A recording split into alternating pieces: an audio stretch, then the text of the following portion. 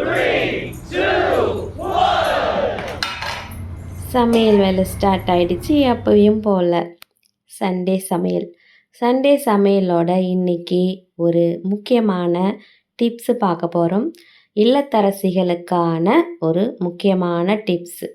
ஏன்னா அவங்களுக்கு இருக்கிற வேலையில் அவங்க உடம்பை பார்த்துக்கிறதே இல்லை, இன்க்ளூடிங் மீ.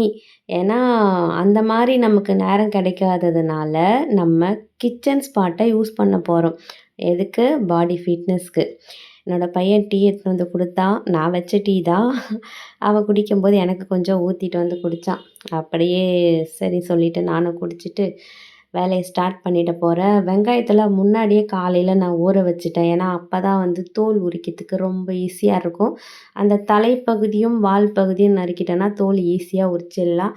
எல்லாத்தையும் உரிச்சிட்டு மறுபடியும் ஒரு ஃப்ரெஷ் வாட்டரில் போட்டு அலசி எடுத்து அரிஞ்சு வச்சிட வேண்டியது தான். இது இன்னைக்கு சமையலுக்கான வெங்காயம் ரெடி பண்ண போகிறோம். சரி, ஓகே. என்ன பார்க்க போகிறோம் அப்படின்றத வீடியோவை ஸ்கிப் பண்ணாமல் பாருங்கள் கண்டிப்பாக. ஃபஸ்ட்டு டிப்ஸே, நம்ம இப்படி உக்காந்து காய்கறியெல்லாம் நம்ம நறுக்கும் பொழுது நம்ம வயிற்று பகுதி தொடை பகுதியோடு சேர்ந்து ப்ரெஸ் ஆகும், நல்லா அமுங்கும். அப்போ வந்து நமக்கு தொப்பை விழுறத அந்த ஒரு பாயிண்ட்லேருந்து நம்ம விடுபட்டுக்கலாம். தினமும் இந்த மாதிரி உக்காந்து குனிஞ்சு சாப்பிட்றது, உக்காந்து இந்த மாதிரி காய்கறிகள் குனிஞ்சு நிமிர்ந்து கட் பண்ணுறது, இது நம்ம தொப்பையை குறைக்கிறதுக்கு உதவும் எக்ஸசைஸ் நம்பர் 1. இன்றைக்கி ஸ்டீம்டு சிக்கன் குழம்பு தான். செட்டிநாடு சுவையை மிஞ்சிற அளவுக்கு சுவையாக இருக்கும்.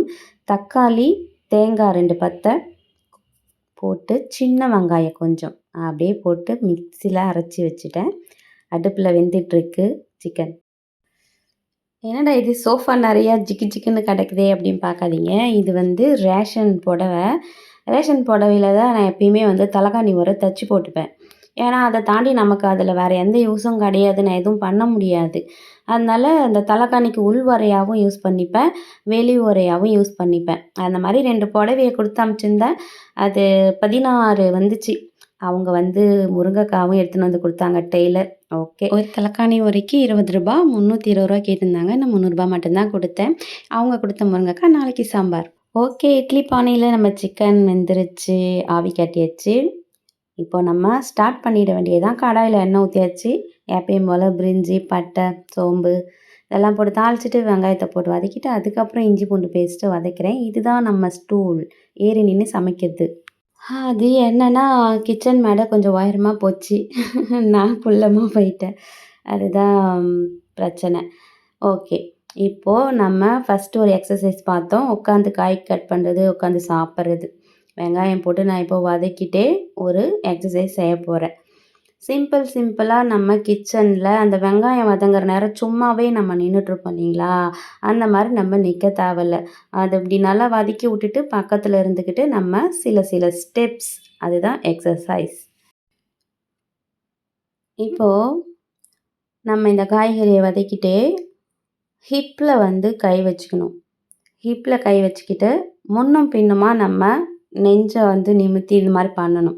அந்த மாதிரி 20 டைம்ஸ் 30 டைம்ஸ் எப்படி வேணாலும். இப்போது மேலே கையை தூக்கிட்டு கீழே இருந்து நான் இதை காமிக்கிறேன். இந்த மாதிரி ஒரு ஸ்டெப்ஸ் பண்ணணும் காய்கறி வதங்குற டைம்லே. இன்னுமே இந்த கிச்சனுக்கு நான் ஒரு செப்பல் யூஸ் பண்ணுவேன். அது வந்து குஷன்ஸ் மாதிரி இருக்கும், இந்த குதிகால் வலிலாம் வராது. அந்த செப்பல் யூஸ் பண்ணுவேன். இப்போ நான் எதார்த்தமாக வீடியோ காமிக்கிறதுனால அப்படியே பண்ணிட்டேன். நான் கிச்சனில் இந்த செப்பல் போட்டு தான் யூஸ் பண்ணுவேன். 1 2 1 2 அப்படி சொல்லிட்டு 20 டைம்ஸ் பண்ணுவேன். இதுதான் அந்த செப்பல். நான் பாத்திரம் தேய்க்கும் போதும் சரி, சமைக்கும் போதும் சரி, இந்த மாதிரி கால்களை வந்து கொஞ்சம் மூவ்மெண்ட் பண்ணிக்கிட்டே இருப்பேன். அது நம்ம கால்களுக்கு ரொம்ப நல்லது. குதிகால், இந்த முன்னாடி இருக்கிற 5 விரல்கள் இதெல்லாம் வந்து மூவ்மெண்ட் பண்ணிக்கிட்டே இருப்பேன். சிக்கன் வெந்துருச்சு. இந்த பக்கம் வெங்காயம், தக்காளி எல்லாமே பேஸ்ட் ஆகிடுச்சு. மிளகாத்தூள்லாம் போட்டு வதக்கிட்டேன்.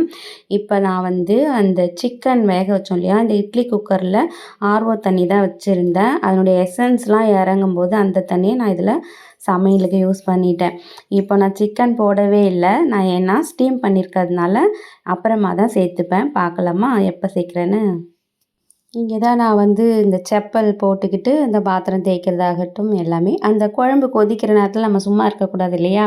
அந்த டைமில் காலையில் டீ போட்ட பாத்திரம், டிஃபன் பண்ண பாத்திரம் எல்லாமே இருக்கும். அதை வந்து நான் இந்த டைமில் கழுவி வச்சுருவேன். அந்த கொதிக்கிற நேரத்தில் இந்த பாத்திரம் தேய்க்கிற வேலை ஆகிடும்.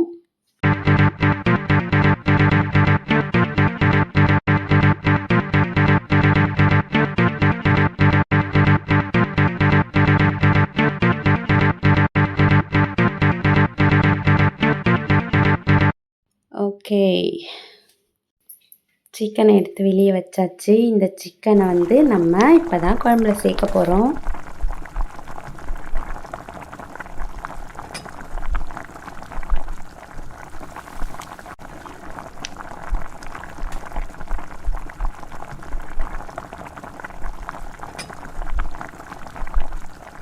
பார்க்குறதுக்கே சூப்பராக இருக்குல்ல. சிக்கன் வந்து உடையாமல் சூப்பராக இருக்கும். இந்த மெத்தடில் செய்யும்போது டேஸ்ட்டும் சூப்பராக இருக்கும். ட்ரை பண்ணி பாருங்கள் இதே போல்.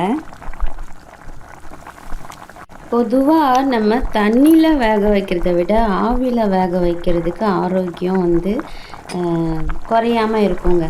தேங்காய் அரைச்சி நல்லா விழுத ஊற்றி அப்படியே ஒரு கொதி வந்த பிறகு ஆஃப் பண்ணிட்டு இறக்கி சாப்பிட போகிறோம்.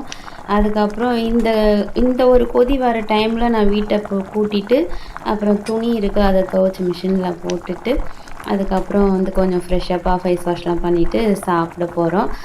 வீடியோ பிடிச்சா மறக்காமல் லைக் பண்ணிவிடுங்க, ஹைப் பண்ணிவிடுங்க. அடுத்த ஒரு விளாகில் சந்திப்போம். அடுத்தடுத்து விளாகில் சந்திக்கணும்னா நீங்கள் வந்து இப்போது நம்மளோட தொடர்ந்து இணைந்திருக்கணும் இல்லையா? அதனால் மறக்காமல் சப்ஸ்கிரைபும் பண்ணிவிடுங்க. வாங்க சாப்பிட்லாம் கண்டிப்பாக எல்லோரும் சேர்ந்தே. வேலையை முடிச்சுட்டு வந்துடுறேன், சேர்ந்தே சாப்பிட்லாம்.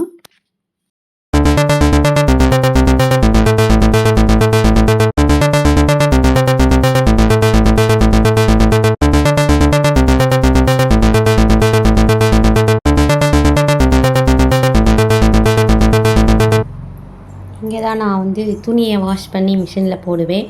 அந்த இடத்துக்கு நான் டைல்ஸ் வேணான்னு சொல்லிட்டேன். ஏன்னா வந்து துவைக்கிறதுக்கு ஒரு எமர்ஜென்சிக்கு அந்த இடத்துல டைல்ஸ் போட்டுக்கல. துணியை அலசி முடிச்சுட்டு நம்ம போயிட்டு சாப்பிட வேண்டியதான். வீட்டை வந்து நீட் பண்ணிட்டேன், கிச்சனை வந்து சமைச்சிட்டு தொடச்சிட்டேன். இப்போ வந்து சாப்பிட்ற வேலை தான். மறக்காதீங்க, சின்ன சின்ன எக்ஸசைஸ் பண்ணுங்கள் இல்லத்தரசிகளே. கண்டிப்பாக சின்ன சின்ன எக்ஸசைஸ்கள் நான் இப்படி தான் வந்து ஃபாலோ பண்ணிகிட்ருக்கேன். அதனால தான் ஓரளவுக்கு நான் மெயின்டெனன்ஸ் பண்ணிகிட்ருக்கேன். சிக்கன் குழம்பு, அதாவது ஸ்டீம்டு சிக்கன் குழம்பு ரொம்பவே சூப்பராக இருக்கும். இல்லத்தரசிகளே எதையும் மறந்துடாதீங்க. உடம்ப பார்த்துக்கோங்க, எக்ஸசைஸ் பண்ணுங்கள்.